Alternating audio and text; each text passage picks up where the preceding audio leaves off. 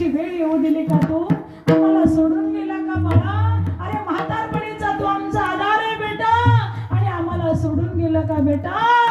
हे बाळा कुठे आहेस तू? हे बाळा कुठे आहेस तू? तुझ्याशिवाय आम्ही राहू शकत नाही, तुझ्याशिवाय आम्ही जगू शकत नाही.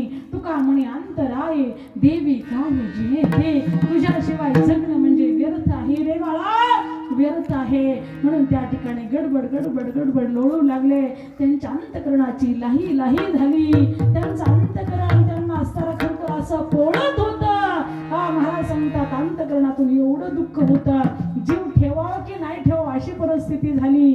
शेवटी असं ठरवलं आता जगायचं नाही. हे श्रावण हे श्रावण हे श्रावण हे श्रावण हे श्रावण करत करत शेवटचा शब्द वापरला राजा दशरथा. अरे तू आम्हाला या ठिकाणी दुःखाच्या डोंगरामध्ये लोटून दिला ना, तसंच तुझ्या सुद्धा जीवनामध्ये तुला सुद्धा आमच्यासारखं पुत्र पुत्र पुत्र पुत्र पुत्र करून मरावे लागेल असं त्या ठिकाणी शाप दिला. राजा दशरथाचं डोकं त्या ठिकाणी एकदम जाम झालं, एकदम गरम झालं. डोक्याला हात लावला, गुडघ्यावरती राजे बसले, मोठ्याने रडले आणि त्या ठिकाणी विचार केला, रे पाप्या हे तुझ्या हातून काय घडलं?